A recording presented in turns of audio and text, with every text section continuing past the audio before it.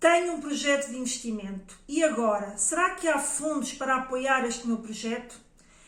Esta é das questões que mais nos colocam, que investidores que nos contactam para tentar obter apoio dos fundos europeus e, obviamente, através da nossa ajuda, nos colocam. Portanto, tenho uma ideia em mente, tenho uma ideia, ou uma ideia de negócio, ou algo que querem implementar na sua empresa, ou até saber simplesmente o que é que podem financiar para alavancar, portanto, os seus resultados, para fazer crescer a sua empresa. E, portanto, vêm em busca de saber se conseguem ter apoio ou não para o seu projeto, para o seu negócio, para o seu tipo de empresa, e é acerca disso que hoje vamos aqui falar no Pode Competir, de uma forma, vou tentar transversalmente passar por um enquadramento geral para você tomar percepção de o que é que pode enquadrar, o que é que não pode, que tipo de condições você tem que cumprir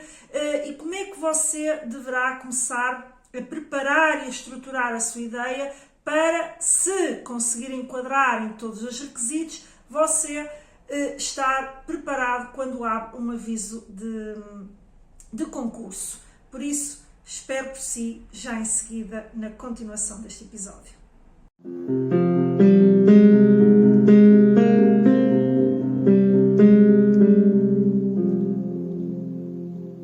Seja muito bem-vindo a mais um episódio do Pode Competir, hoje com um tema que me é muito caro, porque eu trabalho diariamente com esta dinâmica dos fundos comunitários, fundos europeus, nos seus vários programas, e porque sei que é muitas vezes, porque nos chegam também até nós essas perguntas, uma dúvida muito frequente de vários empresários, obviamente, sobretudo daqueles empresários que nunca recorreram a estes apoios. Estes apoios são efetivamente estruturantes, são apoios ao investimento muito importantes e que têm um enorme potencial de alavancar a capacidade de investimento da empresa e, por conseguinte, as empresas conseguirem implementar projetos mais arrojados e que, obviamente, lhe podem trazer um retorno mais elevado em face, tanto daquilo que é a implementação do seu projeto.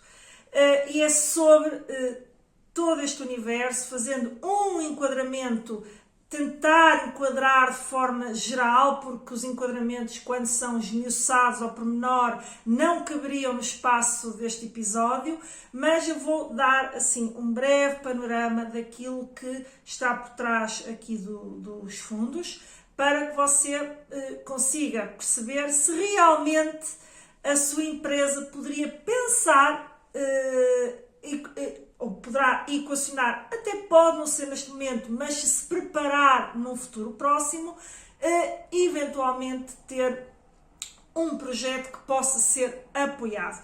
E se você até já tem aí um projeto que gostaria de implementar, também fica a saber se pode enquadrar ou não e, naturalmente, se tiverem dúvidas, se surgirem dúvidas depois porque começam a perceber que poderiam enquadrar, mas persistiram dúvidas porque, como disse, não vou aqui fazer fazer um enquadramento integral de cada um dos sistemas de incentivos, mas você, se tiver dúvidas depois, ou envia-me uma mensagem ou deixa aí um comentário, porque nos links, na descrição, estão os links com os meus contactos, quer das minhas redes sociais, quer também o meu e-mail, através do qual você pode efetivamente entrar em contacto para saber mais, mas após ver este episódio e ver se realmente você ficou com a ideia de que poderia sim aproveitar estes instrumentos importantes e de apoio ao investimento. Portanto, vamos a isso sem mais delongas. Mas antes, deixa-me apresentar para quem não me conhece, até me esqueci. O meu nome é Ana Rola, sou consultora de gestão há mais de 15 anos e a minha missão é ajudar empresários e empreendedores a criarem e implementarem projetos focados na competitividade das suas empresas e na implementação de boas práticas de gestão. E como já percebeu, como eu já disse na introdução, um dos eixos que nós trabalhamos muito, não só para as empresas, também para o setor público, mas aqui o Pode Competir é focado nas empresas, nós trabalhamos muito, é um dos nossos eixos em termos estratégicos e de trabalho, que é realmente estes projetos, trabalhar não só a estratégia, como o próprio projeto em si e a candidatura para que ela tenha um posicionamento elevado em termos de nota nos fundos comunitários, nos vários sistemas de incentivos que existem, e por isso é que eu disse que é um tema que me é muito caro e com o qual eu me sinto totalmente à vontade e vou tentar por isso não me alongar excessivamente em cada um dos enquadramentos para lhe dar aqui uma panorâmica geral. Portanto, vamos a isso. Agora sim, sem mais delongas. Primeiramente, então, vamos tentar partir da própria pergunta que é frequente que nos chega, que é: tenho um projeto, será que eu consigo o apoio dos fundos comunitários ou dos fundos europeus, como vocês preferirem designar? E é sobre esta forma que nos chega normalmente a pergunta. E a primeira resposta, ou a resposta imediata que nós damos é: temos que perceber qual é o seu projeto, qual é a sua atividade, qual é o seu projeto e se efetivamente ele tem alguns requisitos que possam ser enquadráveis em algum dos sistemas de incentivos que existem, porque existem vários. E até temos também o Portugal 2030, o PRR, depois também há alguns incentivos que são solicitados diretamente, são programas diretamente lançados pela Comunidade Europeia, não são apenas focados em Portugal, mas a que as empresas podem recorrer. Mas eu aqui vou focar sobretudo para ser um universo de maior proximidade, porque a maior parte das empresas que recorre aos fundos europeus, aos fundos que são, a estes programas que são lançados pela própria Comunidade Europeia, já têm muitas vezes um conhecimento mais amplo destes apoios, ou têm características do ponto de vista tecnológico que são muito particulares, mas naturalmente se tiver interesse ou se estiver nesse patamar, mas eu acredito que aqui o Pode Competir não é tão direcionado para essas empresas e por isso talvez não esteja, mas se estiver, como eu disse, nos meus contactos, questione ou até poderei fazer um outro episódio sobre isso. Aqui vou centrar sobretudo no Portugal 2030, porque o PRR também é um instrumento que está agora a decorrer, não é? Mas que tem características ligeiramente diferentes, mas que também falarei um bocadinho sobre elas, mas você vai perceber que aí há maiores desafios em termos da submissão da candidatura. Maiores por um lado, menores por outro, portanto, não vou adiantar, senão começo aqui a dispersar, portanto, vamos começar por aí. E, portanto, a primeira coisa que nós imediatamente perguntamos ao empresário, portanto, que derivei um pouco, é exatamente: ok, então vamos lá perceber o seu projeto, qual é o projeto que tem, qual é a sua atividade, portanto, é importante perceber qual é a atividade em que a empresa se insere, para então percebermos se é enquadrável ou não. E, normalmente, o empresário começa a apresentar o seu projeto. E aqui eu quero salientar algumas características fundamentais que qualquer projeto que você equacione ou esteja a pensar saber se é enquadrável ou não nos fundos comunitários, ele vai ter que ter alguns requisitos de base. Sem eles, não significa que o projeto não seja bom, não significa que o projeto não seja viável económica ou financeiramente, que não possa conseguir outras fontes de financiamento, mas não consegue a aprovação, portanto, nos sistemas de incentivos. Que é o primeiro deles e que é absolutamente também importante para a própria competitividade da empresa, mas é um pilar que é obrigatório, que é o projeto tem que incorporar inovação. E depois, obviamente, nós aqui poderemos ter vários eixos em termos daquilo que é a inovação. Porquê?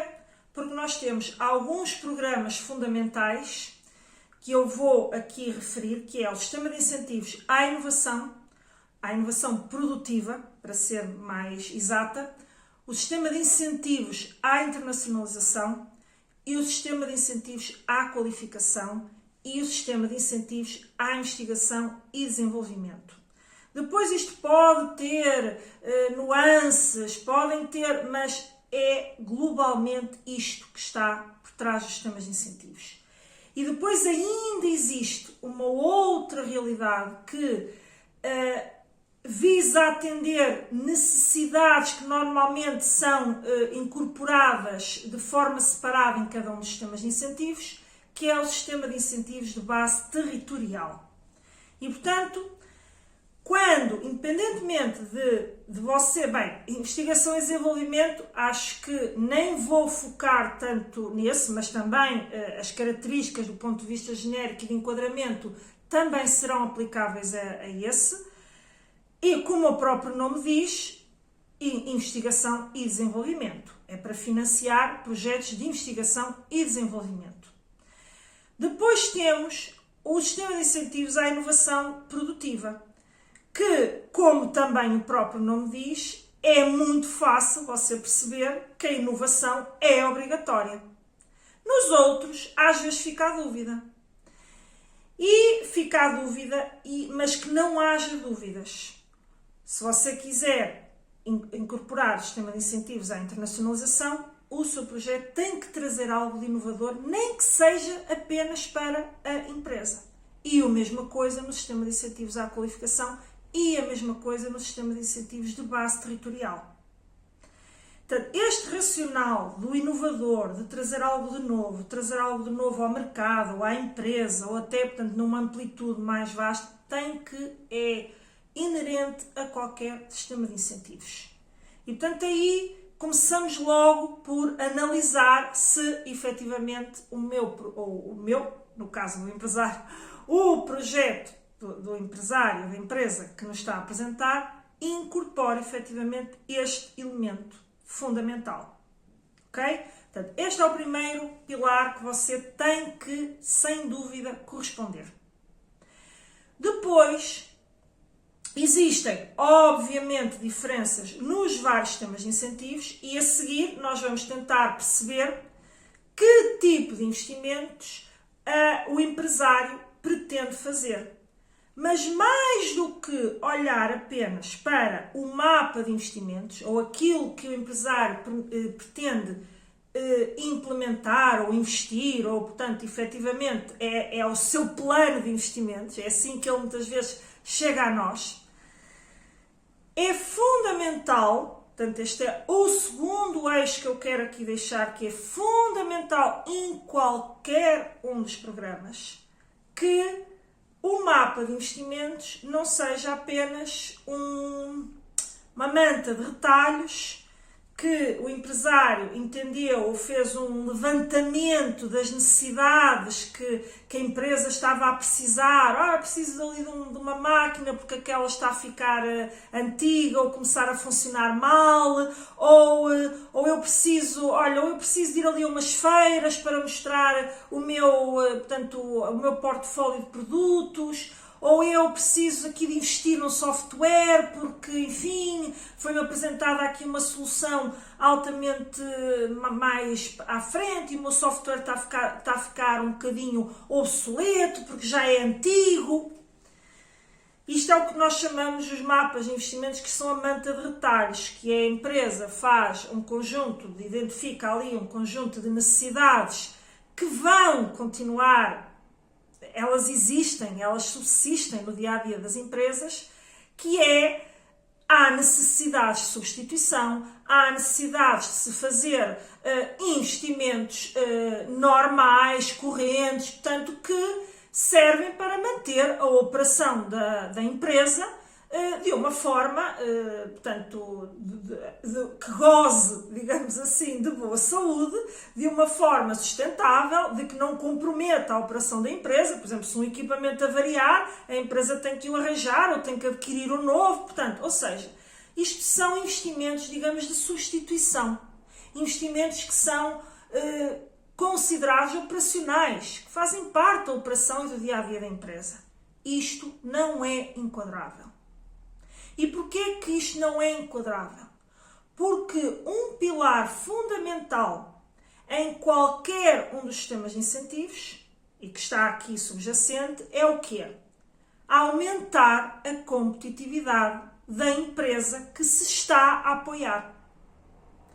E ora bem, se nós vamos aumentar a competitividade, ou o fundo tem esse objetivo, se é para aumentar a competitividade da empresa, não é por substituir uma máquina que avariou ou que já está um bocado obsoleta por outra, isso não traz necessariamente mais competitividade à empresa. Então, qual é o eixo aqui que eu quero chamar a atenção? É fundamental que o plano de investimentos ou o projeto de investimento que está subjacente àquela candidatura esteja perfeitamente alinhado e em coerência com aquilo que é a estratégia da empresa. E essa estratégia tem que ser apresentada no momento da candidatura. Quando se faz a candidatura, existem textos que são precisamente para se apresentar essa estratégia e o alinhamento do projeto com essa estratégia. Sem isto, se não existir esta coerência, se não houver ali a comprovação de que há um plano estratégico e de que aquele projeto visa portanto, contribuir e implementar um plano muito concreto para alcançar os objetivos estratégicos que foram definidos, se isto não existir, não estiver muito claro, a candidatura cai imediatamente na avaliação. Porquê? Porque não está garantida a condição de contribuir para melhorar a competitividade da empresa. E este é um erro muito frequente. Portanto, eu chamo a atenção que é muitas vezes menosprezada a necessidade, portanto, de ter esta articulação muito clara e, obviamente, não poderei deixar de salientar que muitas vezes essa articulação falha, não porque não esteja lá perfeitamente previsto de que tem que se colocar isso em candidatura, mas porque a empresa não preparou ou não tem uma estratégia. A empresa verdadeiramente não tem uma estratégia e vai com, deixa ver se eu consigo financiar aqui alguns investimentos, que são a fundo perdido, ouro sobre azul, mas na verdade a empresa não faz algo que é fundamental à competitividade das empresas, que é ter planeamento, ter um planeamento estratégico. E falha ali. Não porque não, o que é que as empresas depois tentam fazer? Correm atrás do prejuízo, que é inverter. Ou seja, eu tenho este plano de investimentos, eu tenho que convencer que isto encaixa na minha estratégia. Então colocam objetivos avulso para tentar atender àquele que é o projeto. Só que isto, para quem analisa, para quem está muito habituado a analisar projetos e a analisar estratégias empresariais, todos os textos se interligam, inclusive aqueles que são a defesa do mérito do projeto. E o técnico, qualquer técnico, assim como nós quando fazemos essa pré-avaliação para o empresário, percebemos imediatamente que ali não há uma estratégia. E muitas vezes o nosso trabalho até começa aí, de apoiar o empresário a construir essa estratégia e depois então ver se o plano faz sentido e então vamos incorporar numa candidatura para tentar obter os fundos. E é também isso que eu procuro passar para os empresários no meu programa de projetos competitivos. Porque não vale de nada a empresa querer financiamento para um determinado projeto. E isto, nós aqui estamos a falar dos fundos europeus. Mas isto também se aplica se você quiser financiamento bancário. Vai haver necessariamente uma análise, no caso dos fundos europeus, deste reforço da competitividade da empresa. Mas os bancos fazem, por exemplo, uma análise de risco.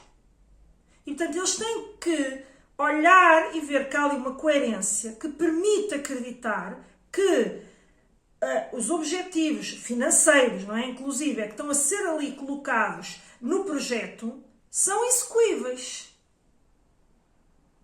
E se este planeamento não estiver estruturado, é difícil justificar todos os parâmetros que se tem que justificar no caso aqui dos sistemas de incentivos. Por isso, este é o segundo pilar que nós abordamos de imediato e que eu quero passar a si para que você perceba realmente se tem um projeto ou gostaria de ter financiamento e se ele realmente cumpre este pilar. E a terceira dimensão que nós olhamos depois, portanto, vamos pôr a hipótese de que a empresa passa no primeiro pilar da inovação, no segundo pilar, que é efetivamente ter esta coerência, ou quando não a tem, está disponível para trabalhar nela, não é? Para depois construir o plano de investimento já mais robusto. A terceira dimensão que nós olhamos é, então, qual é o foco da empresa em termos de investimento? É um investimento que vai, sobretudo, ter intervenção na sua área produtiva?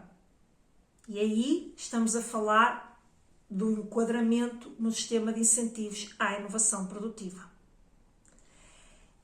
O foco da empresa é internacionalizar ou reforçar a sua presença em mercados internacionais onde já esteja?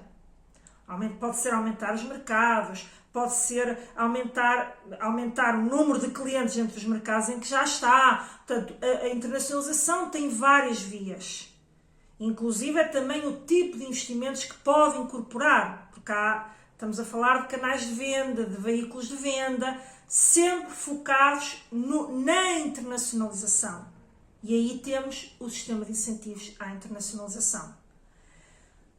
Se o foco da empresa é robustecer áreas organizacionais, áreas de contacto com o cliente, desenvolver coleções, por exemplo, ou gamas de novos produtos, efetivamente trabalhar em áreas de melhoria da eficiência organizacional, também no eixo da incorporação de premissas no âmbito da sustentabilidade, aí estamos a falar do sistema de incentivos à qualificação.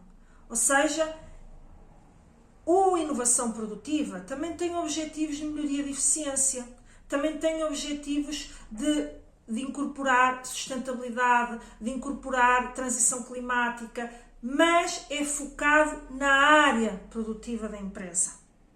Aqui estamos a falar em domínios imateriais que podem passar, lá está, pelas tecnologias, podem passar por incorporar novos métodos de trabalho, incorporar novas formas de se relacionar com os clientes, ou seja, outras dimensões da empresa que não a dimensão da área produtiva que enquadram, portanto, neste eixo do sistema de incentivos à qualificação.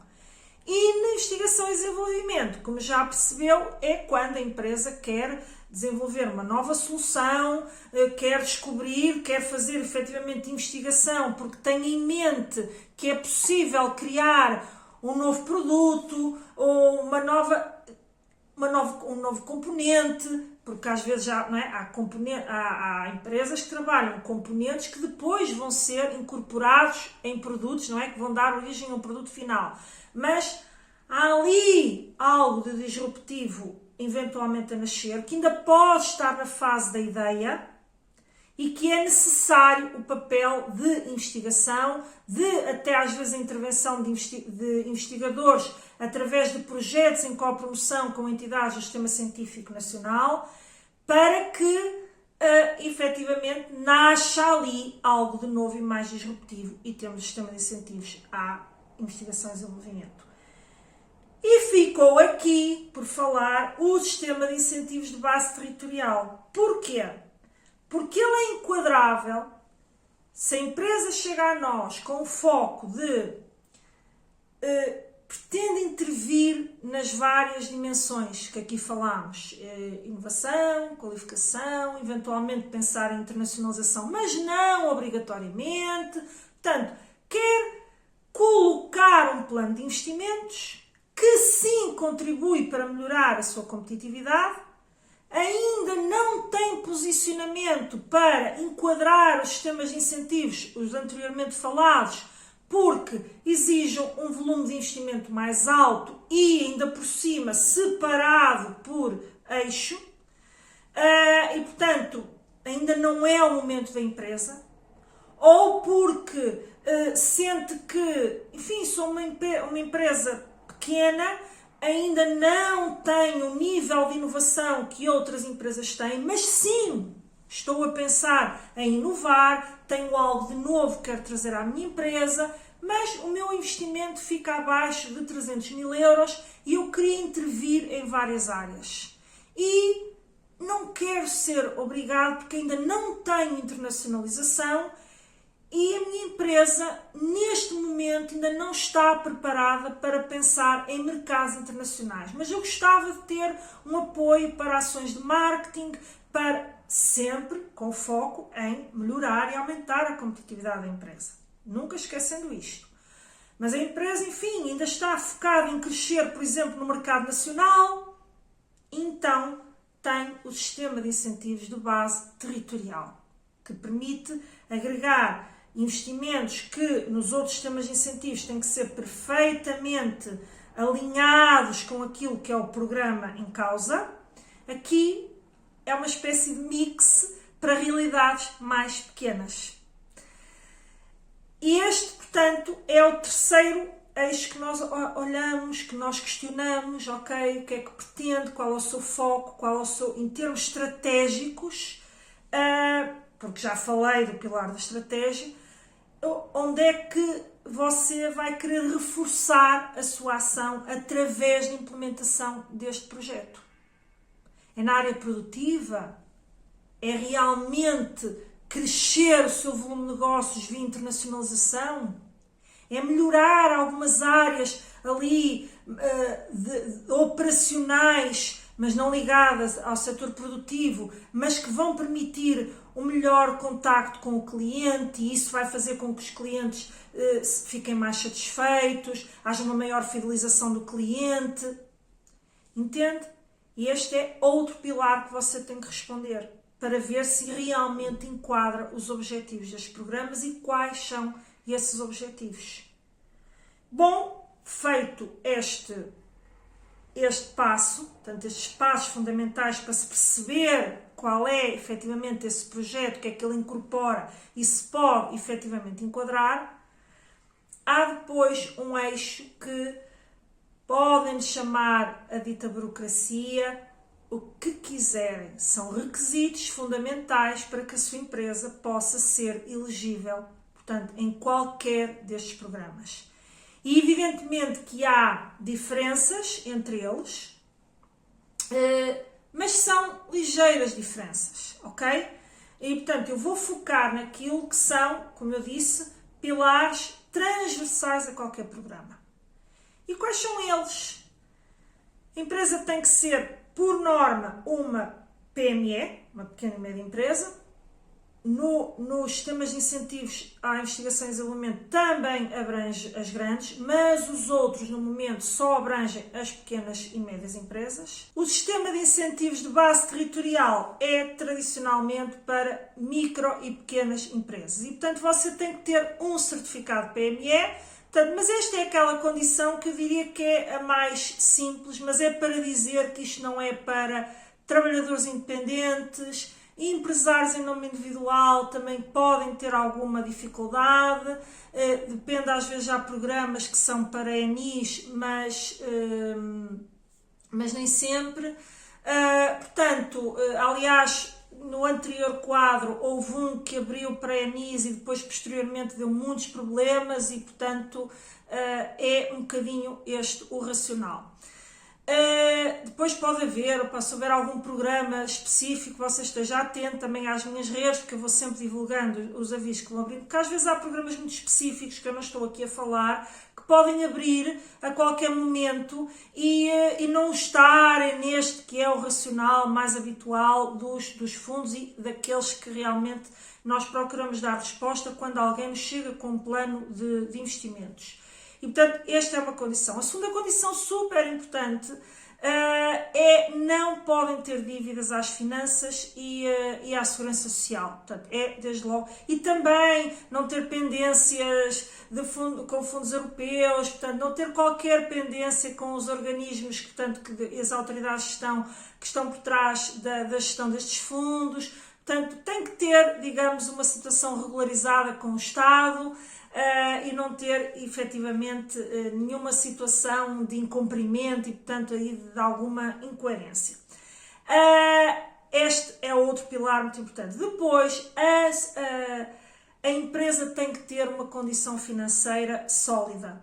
E na maior parte dos programas que eu aqui falei, dos sistemas incentivos que eu aqui falei, o que é que isto significa? Você tem que ter uma autonomia financeira no mínimo de 15%, no caso de ser uma pequena e média, e acima de 20% no caso das grandes, mas que eu acho que não é o que está aqui em causa. E isto é uma condição que, se as empresas não cumprirem, têm de fazer prestações suplementares, apresentar um balanço intercalar, certificado, para que possam ser enquadráveis no concurso. Porque às vezes a empresa pode, num ano em particular, no ano histórico do concurso, ter perdido por algum motivo essa autonomia financeira, porque teve prejuízo num determinado ano, que passou para os seus resultados transitados e não cumprir, mas estar ali perto e efetivamente colocar prestações suplementares ou um reforço do capital para que consiga cumprir essa condição. Depois, outra circunstância que também surge muitas vezes quando chegam até nós, até porque em Portugal há muito investimento em turismo e em hotelaria, e uma condição que é obrigatória para os projetos de turismo já tem que ter o projeto, caso seja, por exemplo, a construção ou o alargamento de um empreendimento turístico, tem já de ter o projeto de arquitetura aprovado. Portanto, isto é outra condição que é obrigatória só para esses projetos de turismo e que muitas vezes obstaculiza a entrada da candidatura. Porquê? Porque o empresário chega com a ideia, com o plano, quer construir, o concurso pode já ter aberto ou estar para abrir e ainda não tem o projeto de arquitetura, ou ele está ainda a ser desenvolvido, mas depois já ele tem que ser terminado, há todo um processo na Câmara para ser licenciado e o concurso se encerra.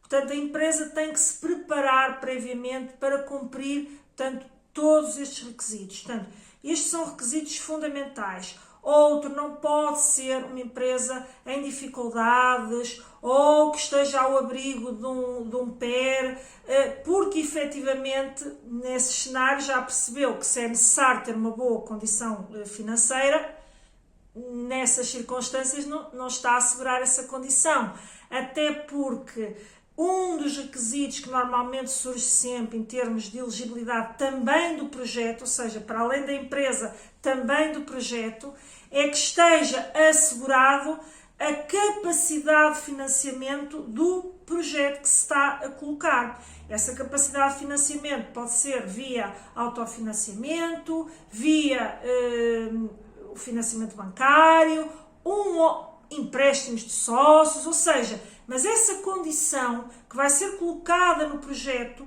de como é que vai ser financiado o projeto, ela tem de estar assegurada. E, portanto, caso contrário, o projeto também não é apoiado, ok? Portanto, é importante ter em causa que não só a empresa tem que demonstrar que tem essa capacidade, mas o próprio projeto também tem que demonstrar que tem essa capacidade. E, portanto, estas são premissas e pilares fundamentais que a empresa tem que cumprir para conseguir, do ponto de vista da empresa, enquadrar, portanto, estes processos, estas candidaturas.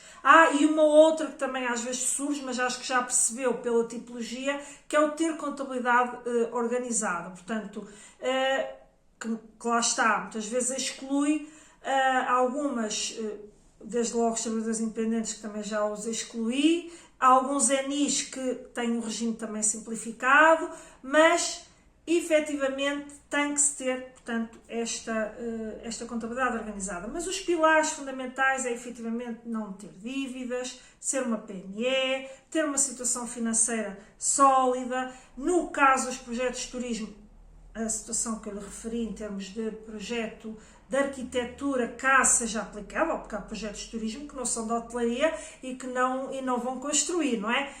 Portanto, é importante ter isto, e obviamente isto, como eu disse, é um enquadramento geral. Se quiser algum detalhe, porque neste momento já está a ver que enquadra tudo isto, entre em contacto, ou até se precisar de apoio, ou se quiser aprender isto por via de projetos competitivos. Portanto, nós temos vários mecanismos para o apoiar a construir efetivamente estes projetos com toda esta dinâmica, que, note-se, é uma dinâmica, toda ela, focada na competitividade das empresas. E os sistemas de incentivos, por isso é que eu costumo dizer que também funcionam como um barómetro. Mesmo as políticas setoriais que lá estão colocadas, desde logo a transição climática, a eficiência energética, a indústria 4.0, no caso da inovação produtiva, todo esse racional atende aqui a tendências, a princípios que são importantes que as empresas acompanhem para se manterem competitivas e, portanto, é importante que a sua estratégia, a sua empresa, esteja focada na competitividade da sua empresa, para ela continuar aqui no mercado de boa saúde, que é isso que os empresários pretendem. E eu acho que com isto fecha aqui o ciclo daquilo que é a abordagem, portanto, que nós incorporamos quando questionamos, quando analisamos, ok, tem pés para andar ou não tem pés para andar, digamos assim, a candidatura. E depois há todo um trabalho que é necessário ser feito, não só do ponto de vista da elaboração e da preparação da candidatura, mas, como percebeu, também deste alinhamento da estratégia com o projeto. E por isso, a recomendação que eu lhe faço, assim, caso sinta que, bem, enquadro todas as condições, mas efetivamente não tenho isto devidamente estruturado, é prepare-se com a devida antecedência. Porque existe um calendário de abertura dos concursos, por vezes ele não é cumprido. Ainda agora soubemos de uma novidade que o sistema de incentivos de inovação, à data que estou a gravar este vídeo, foi adiado, ou seja, estava previsto em termos de calendário abrir agora em maio ou junho, provavelmente não colocaram data prevista, ou seja, um novo calendário, e isto pode acontecer, ok? Isto pode acontecer. Os calendários são suscetíveis de mudanças, esse alerta é feito, mas uma empresa que, primeiramente, se prepare, esteja preparada para, tenha uma estratégia e depois essa estratégia não seja apenas um conjunto de intenções e seja traduzida em projetos ou planos, nome que lhe quiser dar, planos de ação, projetos de investimento, portanto, seja efetivamente traduzido em projetos focados na implementação daquela estratégia, em alcançar os objetivos definidos naquela estratégia e seguir aquele rumo, aquele direcionamento que a empresa quer, isto pode, por um lado, já tem projetos que depois pode vir a enquadrar em candidaturas. Mas se as candidaturas não abrirem, se não houver, enfim, nunca mais abre, eu quero começar o projeto, você tem aí um projeto, tem uma estratégia sólida que só favorece a sua empresa. Porque as empresas não podem apenas implementar este tipo de dinâmicas apenas porque os fundos comunitários existem e exigem que isso seja feito. Isso é um erro estratégico, porque as empresas, primeiramente, devem preocupar-se com aquilo que são pilares fundamentais da competitividade de uma empresa.